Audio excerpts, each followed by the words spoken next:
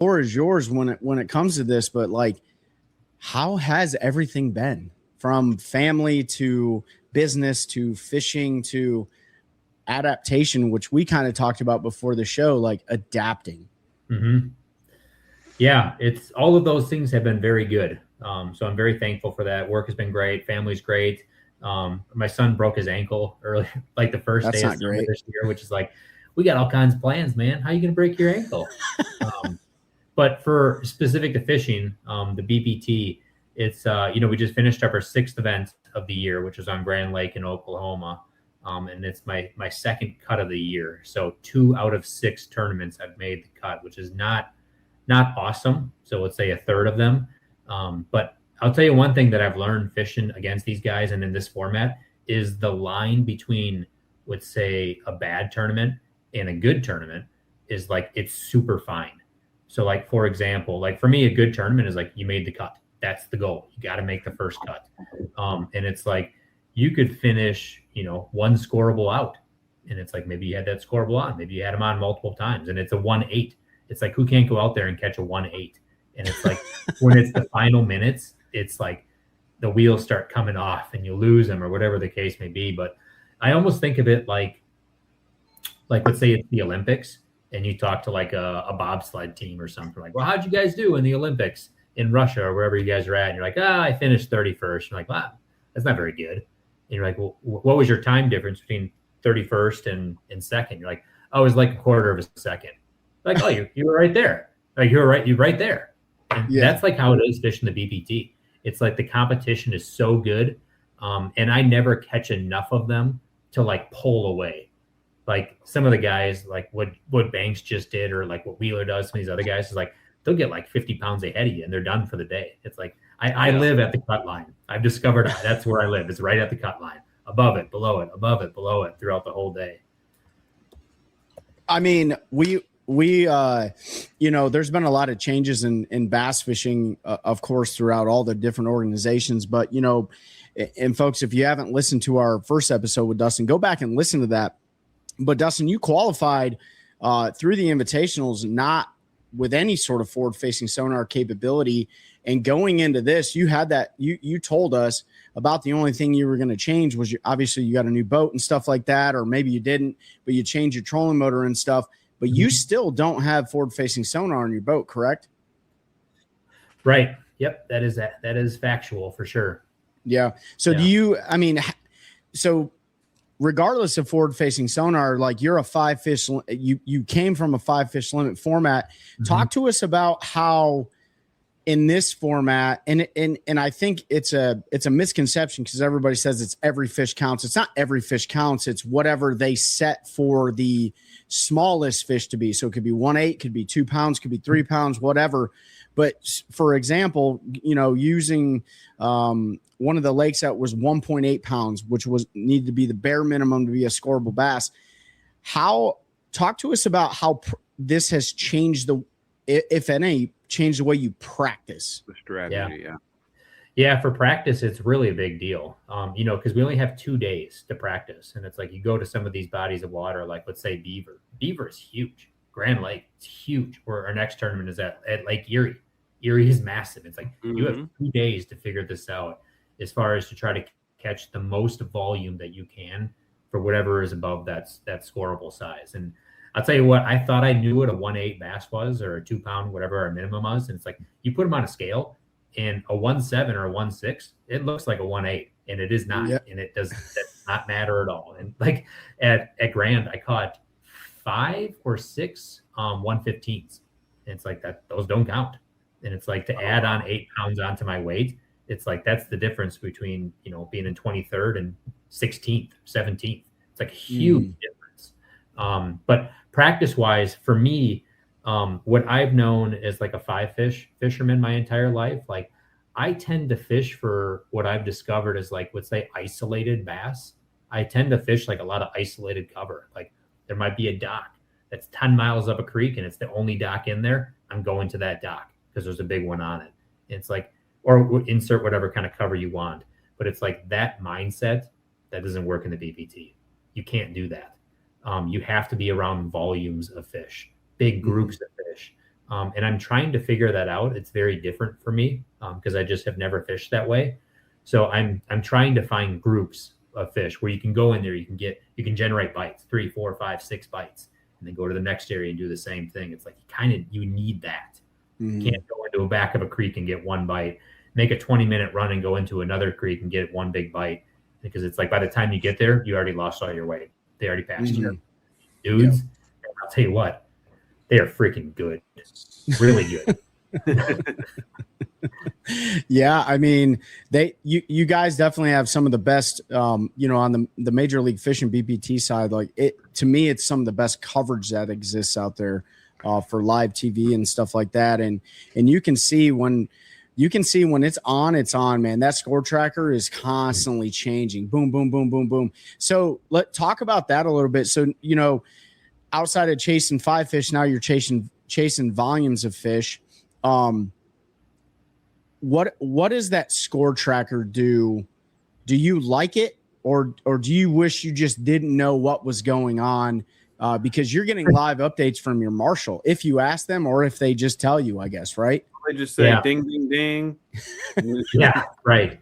I usually ask my marshals in the morning I'll just ask you for updates. I don't want to like if I'm not catching them, I know that they are, and I don't want to know that. Like, just let me do my thing, or whatever the case may be. But like when you're around the cut line, and you have to decide, like, should I start letting off them and not catching the fish? Like, you really need that information. So I do get some information, but I don't want to get too much that it gets in my head. I would say one thing that I wish we did have is we did not have access to the angler's name associated with the weight.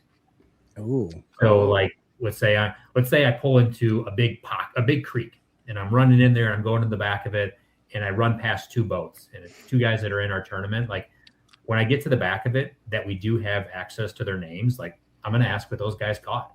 And if they've been in there for 2 hours and neither of them have caught a bite, like, probably not a great sign that I'm going to get a bite. Versus if you go in there and it's like, man, they're lighting them up, and it's like, well, yeah, there's fish in this area. This is a good sign. But then, like, for me, like, I guess I'm kind of like borderline old school, is like, I try to be as respectful as I can on the water. And like, if I see someone fishing main lake bluffs, like, and they're catching them, I'm not going to go 2 main lake bluffs up from them and fish those bluffs. That's not how I operate. But that we have access to their names and the weight, it gives the opportunity for that to happen. Oh, sure. Yeah, that's a whole new bit rods powder I never really thought of. Mm-hmm. Who's catch those? And you just ride around and find where they're at. Yeah. Yeah. But yeah, that would be interesting. I think I would like it personally, for the most part. Actually, I think I'd be like you. Like, if I'm not catching them, I don't want to know anything, because like I'd be already be in a bad mood and be like, this is not going well. But like, I like it from a fan perspective. I like it when they call it out, and the guys are, this guy's got this, and now he's ahead of you. And but I didn't even think about that would enhance the because we know the bent rod pattern exists, at all levels of fishing. Trey gets it all the time. Harris in places and going around. Pete and Trey, other fishermen, they get it. And like, I don't fish as much as I used to, but like, when I was out there, because people saw videos and stuff, they do the same thing. But like, we always hear on the professional circuits, like, okay, after day 1, I was by myself and these people moved in. Mm-hmm. But like, having access to the names real time in the water, that could really change that bent rod pattern thing for guys. Do you think it plays a mental? So like, you talk about like, hey, I don't want to know their names unless you directly ask them. Has it played a role in you second guessing your decisions if you go into an area and then you see, for instance, like, insert two names here and they're not catching them? Has that impacted your like confidence at all? A little bit, yeah. I've had a couple of situations like that have happened throughout the year so far, and one that I can think of specifically, it was a little bit of a different scenario, but it was at OH Ivy, and I was in the same creek that Mark Davis is in, and like, Mark is a legend. And it's like we started like on the same spot. And we're like, all right, what should we do here? He's like, I'll go left, you go right. I'm like, deal, let's do it, which is reasonable to do. And it's like Mark is historically like a lot of times he's kind of dragging around, fishing slow, and he starts lighting them up. So I'm like, I need to start dragging. Mark's dragging. I can't see him because we're way apart. But I'm like, he's dragging. He's kicking my butt. Well, I sucked that day. I didn't catch him. And then I look afterwards after the tournament, and you can see like what the guys caught them on. It's like he didn't catch any dragon. I assumed it was Mark Davis he was dragging. It's like he was throwing spear. So we can definitely play mind games with you. Yeah. Oh, I love that. And actually, as a fan, I've watched coverage before be like, ding, ding, ding, this guy catches him. He's like, well, I know what he's doing. He's doing this. Yep. It's not even close to what he's actually doing. Actually, but I do want to ask on Ivy, because I don't remember if you were on before or after that, and I wasn't on, but Trey and I were wrong with that event. We thought a lot more big fish would have been caught. Like, what kind of like we know how much of a big fish factory that is. We see how many 12, 13, 14, 15 pounders and stuff come out of there, but like not that many was caught. Like, so what do you think was kind of a factors involved with that? Because fish were caught. There was a lot of good fish caught. The average weight was probably much bigger than like a lot of fisheries, but like also it wasn't those mega toads that everyone was like, oh, this is going to be an absolute smash fest. Yeah. I think it kind of ties into like the format, because that place certainly does have very big bass. It's a hard place to fish because the cover is so nasty. I mean, you're fishing in like these nasty trees and bushes. But I think a lot of the fish, the water is probably relatively clear there, so they live pretty deep. So it's like, I think a primarily scope lake as far as catching big ones, but they are certainly in there. But it's also gotten throttled over the last few years, I'm sure. But this actually kind of ties into Trey's earlier question around 5 fish. So in that tournament during practice, I'm a river rat. The first thing if there's a river, I'm going up it. So I ran up that river and I fished up there all day, and I had 2 bites, and it was I think it was 9.7 or 9.12. So it was just under 10. And then I caught one that was just under 8. But I fished up there for 12 hours and I had 2 bites. So that's one practice day. The next practice day, it's like, where are you going? Are you going to go back up the river where you only had 2 bites in 12 hours, but they're giants in a 5 fish tournament? That's where I'm going from the next day of practice. But for every fish you can catch, there's not enough volume up there to survive, because I'm going to go there in the tournament, find good areas, and I'm going to get 4 bites in a day. Now, 4 might weigh 20 pounds, but like that's not going to get it done. So the next day, I went down by the dam, and it's like that's where it went down. That's where the people caught the fish. So it's trying to adapt to things like that. But OH Ivy was a cool lake. To your question, then. You don't discount. I mean, I'm going to ask. I mean, you don't discount big fish in that format, though, correct? Because those big fish still can play a role, especially if you're on that cut line and you're like, okay, I'm a few pounds behind so and so. There's an hour left. Maybe I can make that run and go catch that or 2 over 5, and then all of a sudden, by the time you catch those, you're way above, or maybe a few spots above that cut line. So those, I think, big fish, and correct me if I'm wrong, they still play a factor in the BBT format, correct? They do, yeah. And to qualify for heavy hitters, and it's like that's one of the things that makes it difficult, is you have to be catching volume, but then also mixing in big fish. And I think one variable that's really important is to know what the scoreable weight is. So like a fishery that's 1.8 versus a 2, that's actually a really big difference, even though it's only 8 ounces. It's like fisheries that it's a 1.8, you need to be catching a lot of fish, versus like catching 2 pounders is a lot more difficult. So usually the volume of fish is going to be less. I'm glad you brought it up, and we can move on after that. But Ben, Pete, and I were all talking about it. I don't think any of us understand it. How does qualifying for heavy hitters work? That's a great question. I don't know if I understand it. So I know basically. I would say I explained it to him. I know how it works. Okay, so it's basically like you need to be catching 1 big fish per day. So they take your biggest fish per day from each event, and then whoever scores in that. And I don't remember how many boats they take. Is it 40 or 20 or whatever, but whoever has the highest weights that sits in that leaderboard, those are the folks that go to the heavy hitters. So is it all consolidated like by the end of the year, or is it just like, oh, you qualified through heavy hitters through one event? No, it's through the end of the year. So it's all events across the season. Yeah. So it'd be an average or something like that. Mm-hmm. Okay. No, I think it's actually total weight. So is it? Yeah. If you catch a 7-pounder every day in one tournament, then you have, 21 pounds for that tournament. And then the next one they add, and it goes through the end of the season. So they take the guys who catch the biggest fish. Yeah, the guys that catch the biggest fish through the tournament. Yeah. Yeah, in a place like OHIV and some of the Florida fisheries and stuff like that, that's a great place for people to obviously qualify for heavy hitters. But you just had really two great finishes. Your fifth and sixth stop this year, Beaver Lake, and then in Oklahoma, and then Oklahoma Grand Lake. What changed for you going from the first four events to was it just the fishery itself, the time of the year? Like, was there something that changed for you to really make those, adapt to those situations that we kind of talked about a little bit? Yeah. So, a couple different things. There's definitely not one smoking gun, but I do want to say is that, two other tournaments where I felt like I had a really good shot to make the cut was Hartwell. And then also Whitney. Is a quick story here at Whitney. I caught a fish. I put it on the scale. It was like 1.9, 110, and then it bounced off the scale, and then it hit the floor, and it kind of got like under my Marshall's bag of stuff, which wasn't his fault by any means. And I put it back on the scale, and it was like 1.6, 1.7. It wouldn't go. Waited again, and it's like, I don't know, it didn't go. So we threw it back, and I missed the cut by I think like 12 ounces or something like that.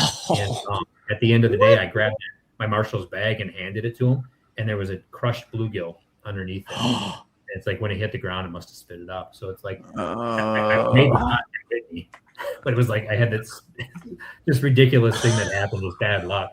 That is how fine this line is, man. Between that's a bad tournament. I didn't make the cut versus like it spit up a bluegill.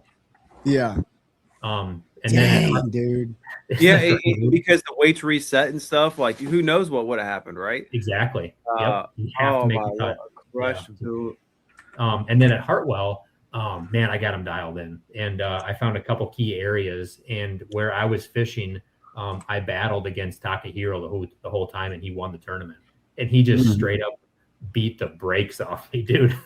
Like, that is one thing I've learned in this tournament trail. Like, I'm a shallow power fisherman, dirty water, and it's like, so are all these guys because they can do everything. And it's in this trail with the speed in which you need to catch them, you kind of need to do flipping as your last resort. You really need to cast as much as possible. And Takahiro and I were fishing the same stuff, and it's like I was flipping, and he was covering 2 or 3 times as much water as I was throughout the day. And that's in addition, he's a really good fisherman, and he beat me because of that. And I think I missed the cut by like 4 pounds or something. So it's like I really could have made 4 out of 6 cuts so far, which would be a great rookie year so far. Sure. But to answer your original question for Beaver Lake and Grand Lake, probably one of the biggest things is they were both flooded.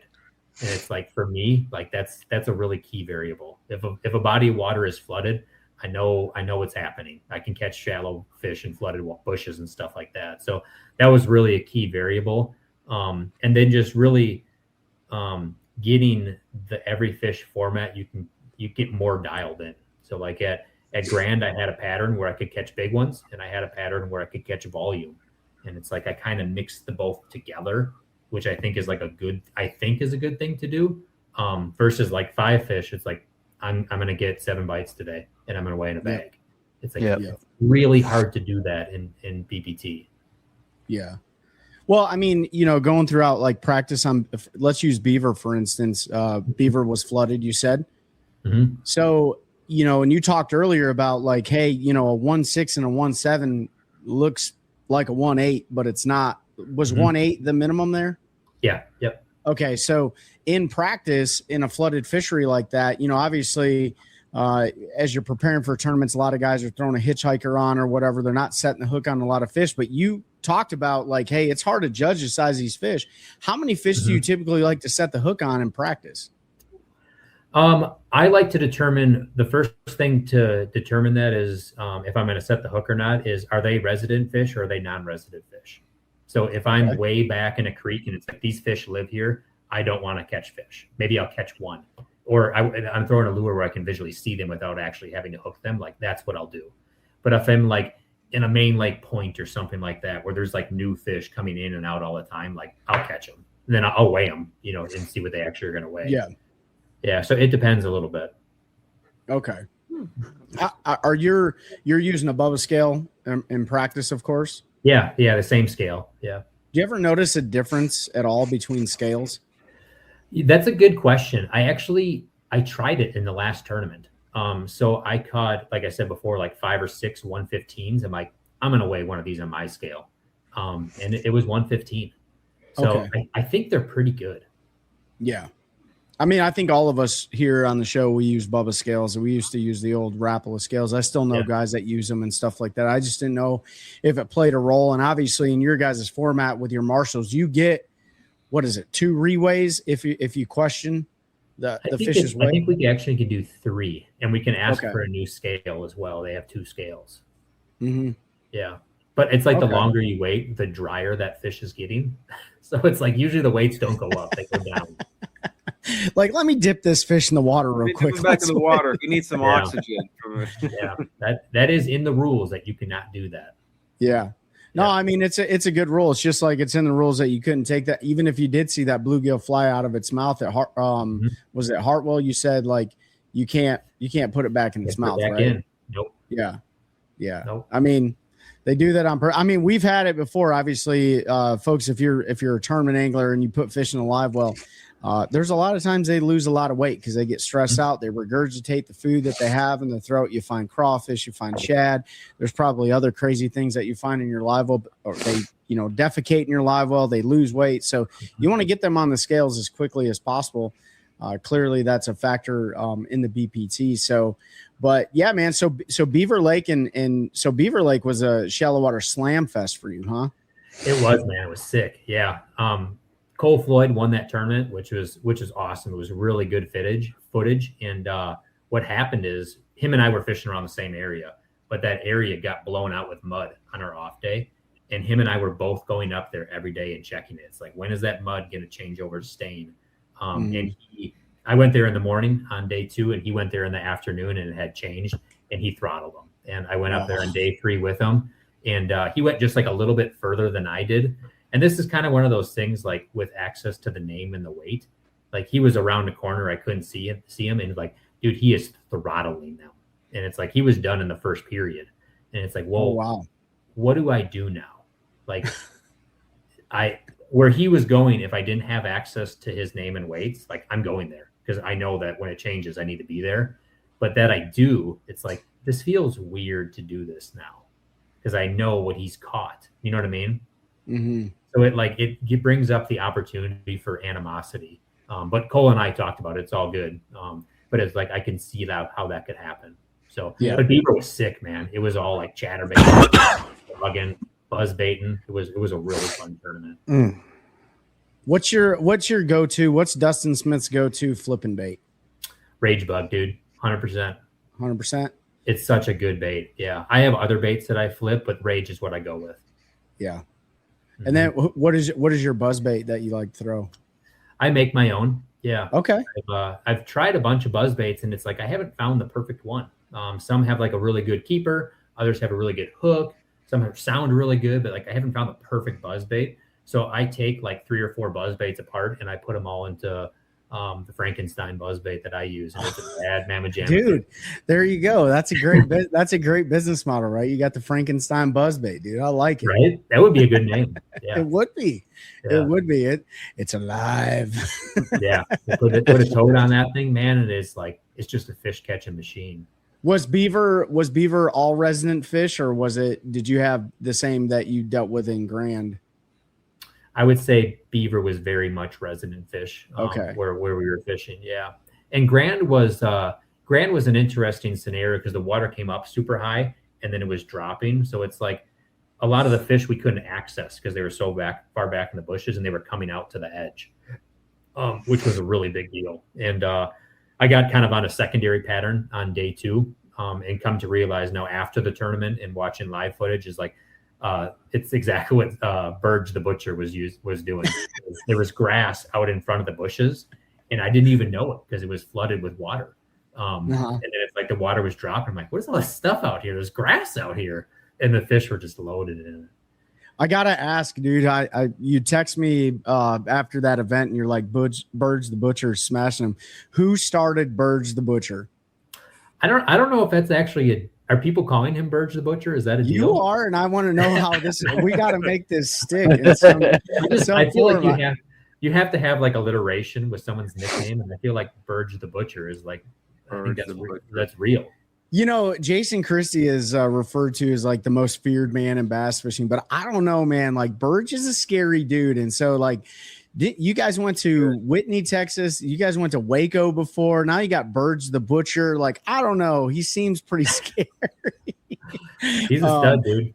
Dude, he is an amazing angler. Speaking of the anglers and stuff on that tour, have you this being your first season, obviously you knew some people going into the tour. Are you traveling alone, or did you get a household together? Yeah, I was kind of considering it. I'm good buddies with Keith Carson, and he stays with Anthony Gagliardi, but I'm sure it could kind of sneak in there with him. But I stay by myself. I try to like isolate myself from like dock talk, and like it like really messes up with my head. So I don't stay with anyone, and I don't really talk to anyone. I talk with Keith a little bit, but I try to stay away from that.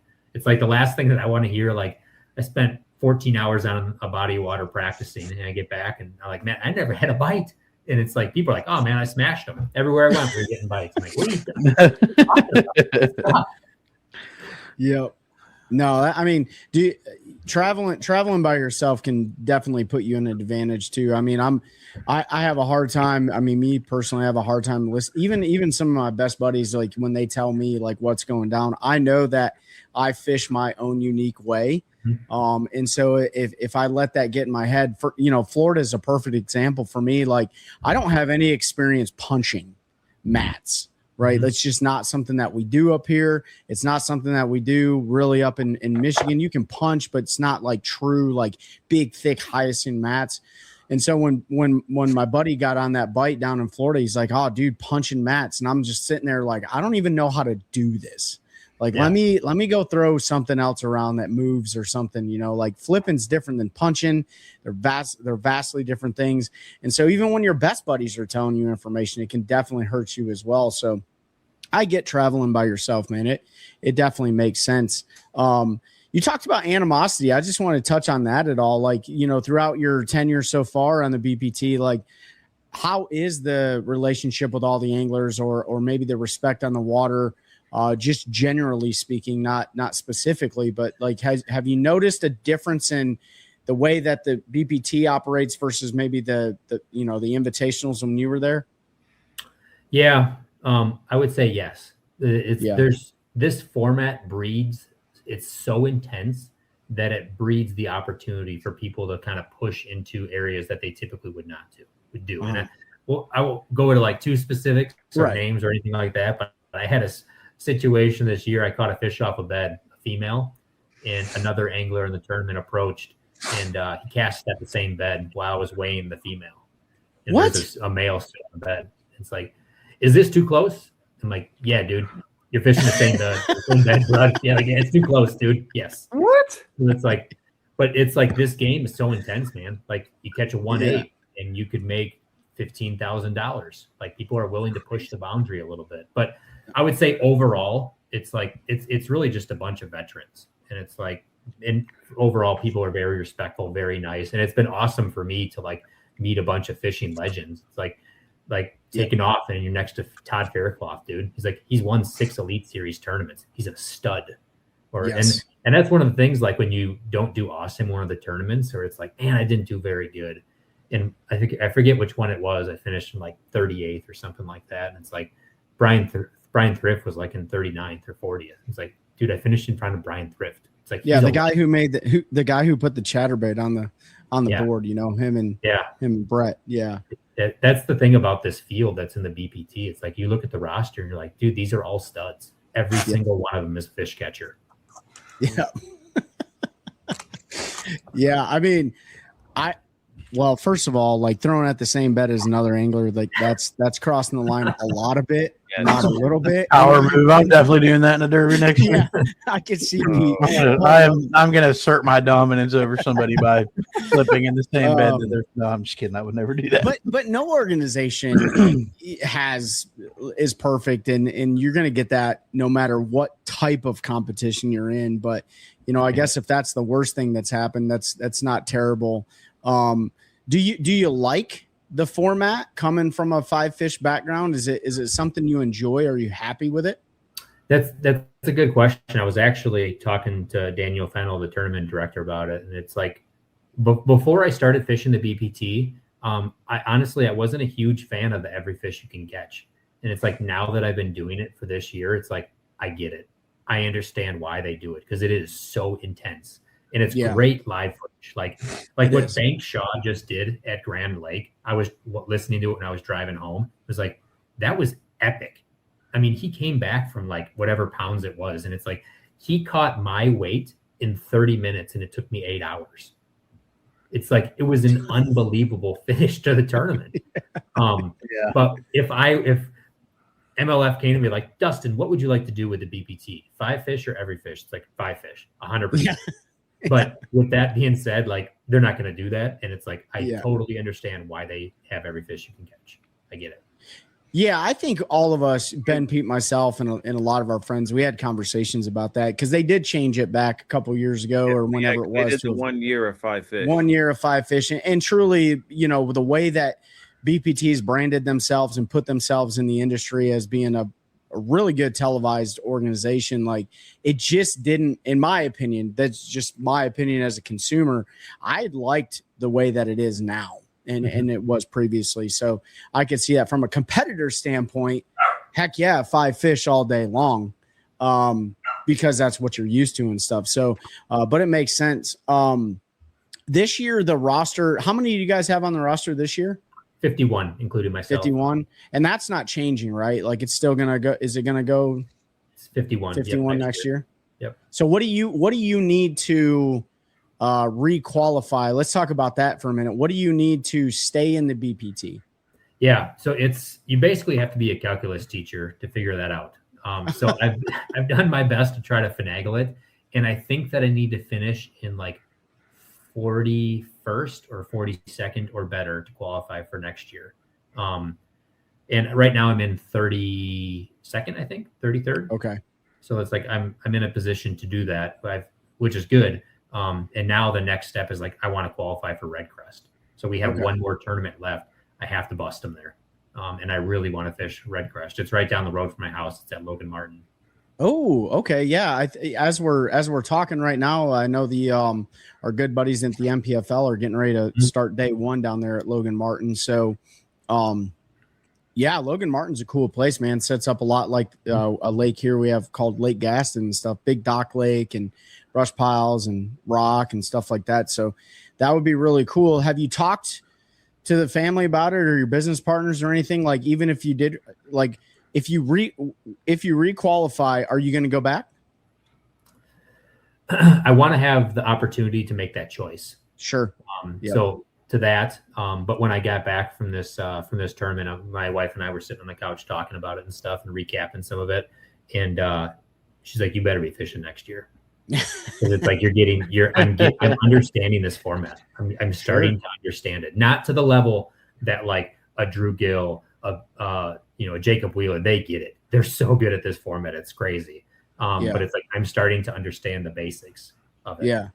No, I mean, it makes sense, man. Like, I fished the opens, and one of the things I've sucked all year, terrible tournament finishes.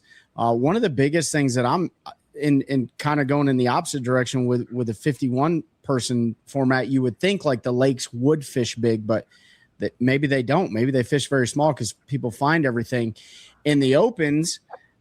it doesn't matter if they found everything or not. There's 200 boats there. So there's going to be a boat pretty much guaranteed on one of your 50 spots that you find, right? Or at least 49 of the 50 spots you find. So, having 51 on tour, people would be like, well, you have the whole lake to yourself. Probably not the case, is it?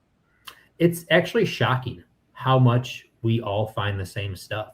It's like last year for the invitationals, for example, let's say we had like 120 boats or so every tournament. Is like, I basically didn't fish by anyone the entire year last year in the invitationals. And it's like this tournament, I fish by someone all the time. Yep. It's amazing. These guys find the juice in 2 days. I don't understand how they do it so good. Yep. You guys have a no information rule in the BPT, correct? Yep. Yeah. Once the schedule comes out, no info.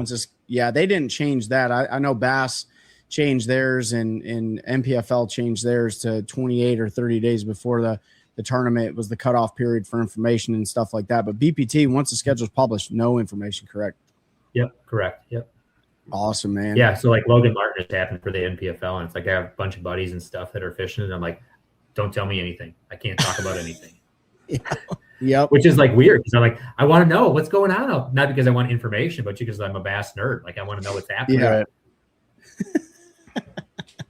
So so on the family side, man, has there been any sort of major adjustment for the family as from the BPT or from the invitationals to the BPT? Have you had to make any sort of major adjustments for the family? Not really. My wife is a big supporter in me pursuing this, it's so important to pick a good spouse, when a person is in making that decision. So she's very supportive of it. It's really important to me because if she was not supportive, I would just not do this. Like I wouldn't want to lose our relationship, or with like our kids and all that kind of stuff. It's like, it doesn't mean that much to me as far as bass fishing, but that she's supportive of it. It's like, let's do this. And it's like, I feel like I'm getting closer and closer. Like Cole Floyd won at Beaver. I finished in 11th, and it's like, he won it, man. I found that area doing the stuff he was doing. And Takahiro, I found that too. And it's like, I feel like I'm getting closer and closer. And it can be won without forward-facing sonar. If anybody can prove that, Takahiro Mori can prove that, because I don't think he used forward-facing at all in that event, and you don't have it on your boat. So obviously you're catching on to something. And I mean, like, and a lot of people will tell you like, oh man, if you want to be competitive, you got to have forward-facing sonar on your boat. Well, it really just depends on the fishery too, I would say. Clearly it plays a role in, some of the anglers being able to smash them within 30 minutes to an hour versus the entire day. But some of the fisheries, it doesn't matter. And so for you, like, you got one event left, and where's that event this year? It's out of Sandusky on Lake Erie. Okay. So talk to us about that. Is that, are you looking forward to that? And what's your, without spilling the juice, like how do you plan to attack that one? Yeah. I've been there before for an NPFL, and it is a beast. It's big, and the water gets big. So I'm really looking forward to that event. There's smallmouth and there's largemouth. I probably will not target smallmouth at all, because it's going to be like, you really should have live scope if you're going to be fishing for those fish. And it's like, I'm going to be going out there with no scope, and Justin Lucas and Drew Gill out there with just smallmouth assassins with scope. It's like, what am I doing out here? I should not belong out here. So I'll just stick to largemouth the entire time. But also to your earlier point too about scope, is like, there's multiple guys really not running scope this year. Andy Montgomery's not really doing it. I think Chris is not doing it. And scope really hasn't dominated any tournaments. And it's like, you think of, like, let's say Lake Hartwell, where we went there in February. It's like, wow, they're going to dominate it, catching 2-pound spots down by the dam. And it's like, dude, Talk won with a chatterbait up the river. And Beaver Lake, it's deep, it's clear, dominated with scope. Cole Floyd won it on a chatterbait. It's like, you can beat those. You can beat live scope on certain bodies of water at certain times of year. Not all the time, but sometimes you can. Yep. So Sandusky Bay, Lake Erie, stop number 7, BPT. You're going to chase greenfish. Yep. You might run into a random, I don't know, I've never fished there. Pete, you fished there before, right? Out of Sandusky Bay? Yeah, yep. Is there like a random smallmouth that swims in the grass and stuff up there? No, those smallmouth aren't going in that grass. He's trying to get information, but that's like hours away from where you're launching from. Oh, I don't need anything. Yeah, we're going out of Buffalo, New York. Totally different geography, totally different situation. I mean, you could make that run over there, and I'm not making that run. Not a chance. That'd be a long run from Buffalo, bud. Yeah, Erie is huge. We had an NPFL tournament at Saginaw Bay on Lake Huron, and I remember idling down the river, and it like opens up to the bay, and it was a north wind coming into the bay, and it was like the gates of hell, man. The waves were huge. It was like we went out there. It was I forget who it was next to me, and I was watching their boat go off this wave and just stuffed it right into the base of the next wave, right at the mouth of the river. And it's like, dude, I have like 50 miles I'm going to run right now. Like, is this even possible? But did you do it? I did, yeah. Oh, did you? Yeah, and it was terrible.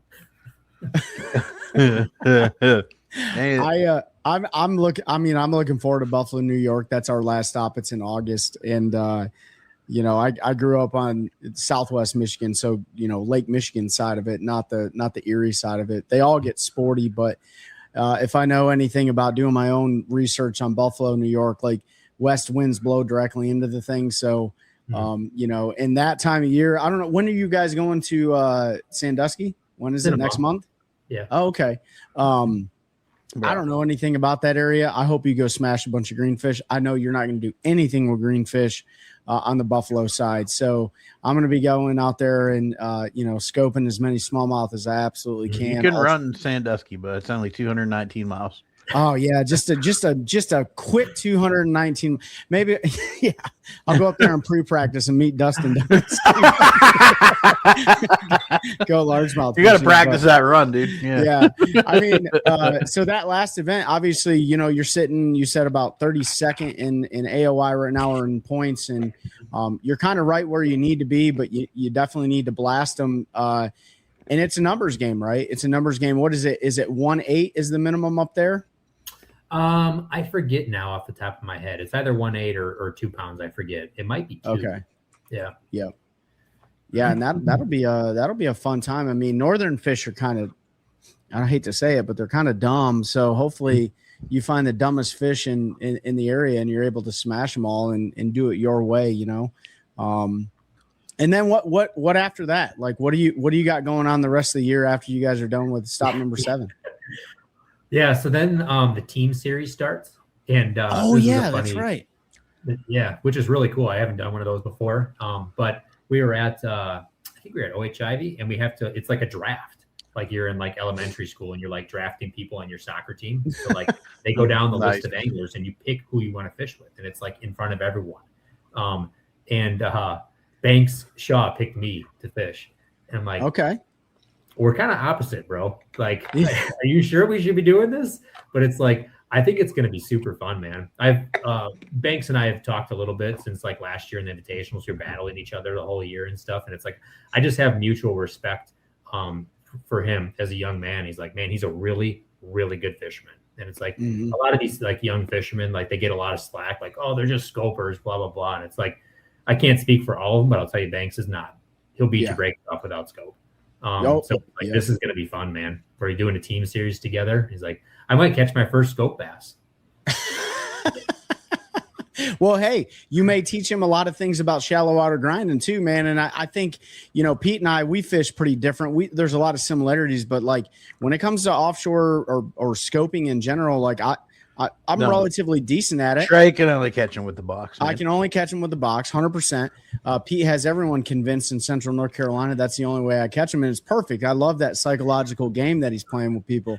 But it is cool, though, like jumping in the same boat with somebody that has different strengths and different weaknesses than you do, and you guys actually might pull away with a victory. So with that team format, did they already say where you guys were going? No, that's what's like cool about it. Like we have no idea. They'll tell us I think they tell us like the general area, so we know how to do like travel logistics, and then it's like, then we get there and we learn that morning like where we're going. That's so we have awesome. No information. It's super cool. Yeah, that was like the old when they did the cup events. That's all MLF was. Yeah, was like the cup events, and they would all tell them to fly to a town, and then they'd tell them in the morning like what lake they were going to, and Yeah, that was super cool. Is So it all I like how they do that. It's BP or it's MLF provided boats for that format. Mm-hmm. Yep. Yeah, that's super awesome, man. Yeah, I'm looking forward to that. I think I was able to catch some of the footage last year. You guys put headsets in and you're able to like talk to each other. Is that right? Mm-hmm. Yeah. They had something like that last year for maybe a tournament or two, I think. But it's a really cool idea. It's fun. It's 4 events, right? I think so. Yeah, I think That's cool. Yeah. And when's that last tournament wrap up? Our team series I think is in October. I want to say. Okay. And then I'm sure they'll, hopefully they release the schedule for next year for VPT, maybe at ICAST, and then we'll have an idea as far as what that looks like. Yeah, I mean, so you don't really get a lot of time off at all. Wrapping up in October, and then you're going to probably kick it off in January. Probably, yeah. I mean, Gunnersville this year was January 15th is when we started. It was early, yeah. It was early, and it was freaking cold. Yeah. My starting spot was ice. I'm like, I'm gonna blast them here. Went in there, it was just a sheet of ice. I'm like, maybe I start somewhere else. You didn't put like a 3-ounce punching weight on and just try to punch through the ice. Yeah. Did guys do that? By the way, I saw people messing around on the ice, but did guys actually try to punch through that ice? I don't know. I've never done that. I don't think it would work too well. I don't know. I think it'd be fun to try. And if you caught a bass, it'd be a hell of a fight. Be like, well, how's this one going to get out? You know what I mean? I think that punch weight's probably a little fast if the water's cold enough to have ice on the surface. So wrapping up in October, you'll requalify for the BPT. On the private business side, you're with Bolt Smith Packaging, correct? How's business going for you and your partners?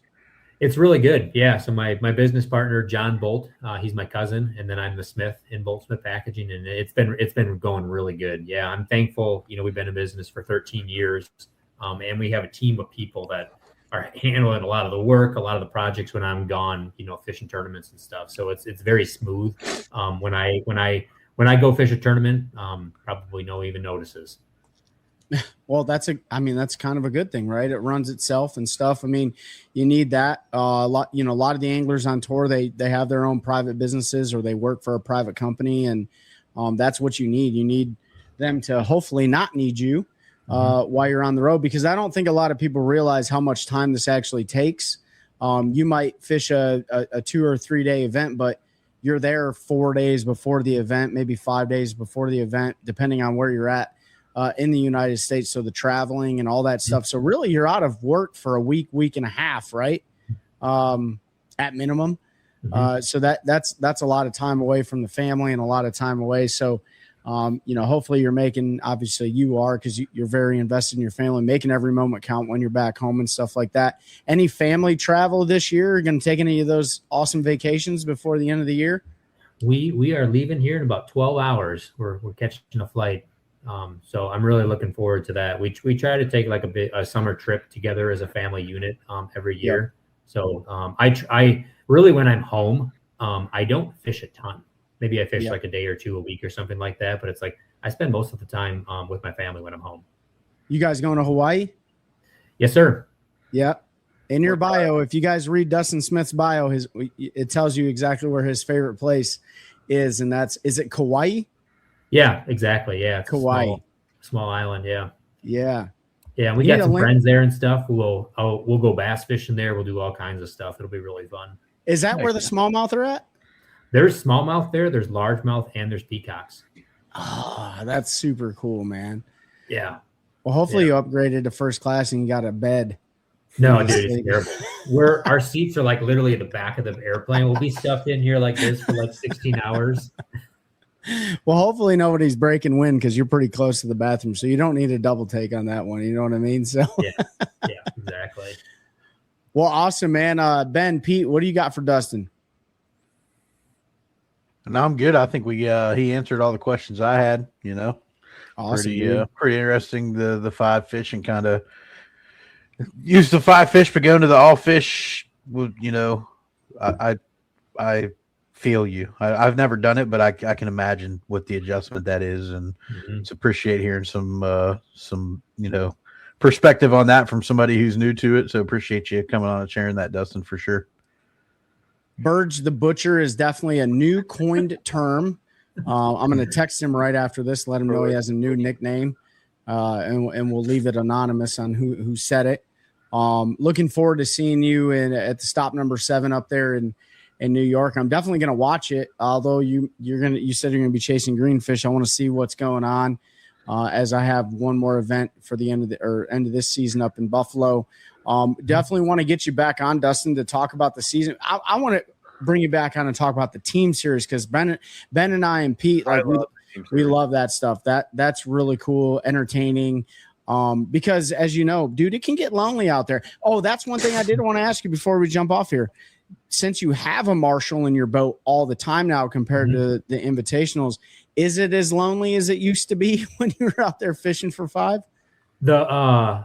The Marshall experiences that I have been awesome this year. The Marshall, I mean, they run a tight ship as far as the rules, which is how they have to do it. But it's been really fun. Yeah. I mean, I lose one and stuff, and he's like, "Oh man, I wanted you to get that one." It's like, as much as they're pulling for you, it's like they follow the rules very tight. So it's been a great experience. So you haven't you didn't throw a Marshall out of the boat this year, right? No, I fell out of the boat. Yeah. Yeah, I fell out of the boat at Whitney, I think it was. Yeah, I hit a stump. I didn't see it, and it was like immediately in the water. I didn't even know what happened. Can they help you back in the boat? I don't know if you could have or not. I was like in the water in so fast. I'm sure they can. It's like a safety thing. Yeah, I would think so. Yeah, sure. Yeah. Was it a little chilly? Yeah, it was. Yeah. Yeah, it was super windy that day afterwards. It's like part of the thing with the BPT, not to keep on rambling on, it's like you can't waste any time. And it's like, if you have to take a pee, you do it during your 15-minute break. You don't do it during the fishing day. So it's like, I was freezing, shivering, casting and stuff. Like, when I put my jacket on, I'm like, I got to make it to the break. I can't waste the time to put on a jacket. Hey, what if you get a Marshall that has to like go number 2 a lot? Like, you got to facilitate that for them or what? I don't know if I haven't experienced that yet. I had a cameraman that had to take a poop one time, so that happened. Shout out to Greg Underdahl. But we haven't experienced that yet. I did have a Marshall that brought fish dip in the boat, which was super good, but I was like a little bit nervous about like eating a cream-based fish dip on the water. But we had no negative results. It was really good, actually. Good. Do you let bananas on your boat? I don't keep bananas on the boat just because they bruise super easy. And it's like they get brown and stuff. And like, this is nasty. But if a Marshall brings one, you don't have an objection to it. No.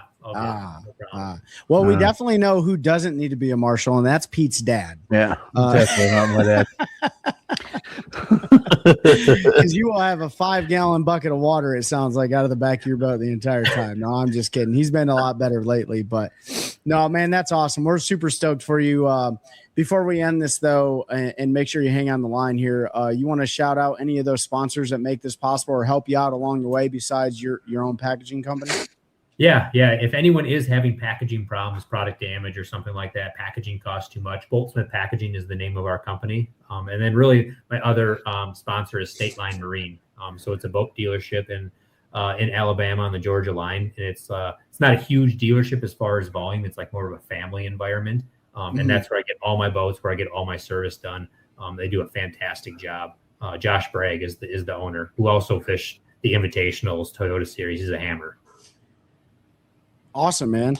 Well, hey, guys, make sure you check out Dustin Smith on all his socials. You can see him. He's all over the gallery from Oklahoma. The Major League Fishing put him all over there. They got some good shots of you holding up some fish, and looks like you were super excited. We appreciate you joining us this afternoon. Make sure you stay on the line just for a second. Dustin Smith, we're looking forward to that team series, and thanks for helping us continue growing the culture of anglers helping anglers one cast at a time. That's a good one. That's a good one. Oh God, it's a toad, son. It's a toad, dude. Yeah. I wake up to a little bit of drool on my pillow, feel like it's gonna be a bad day.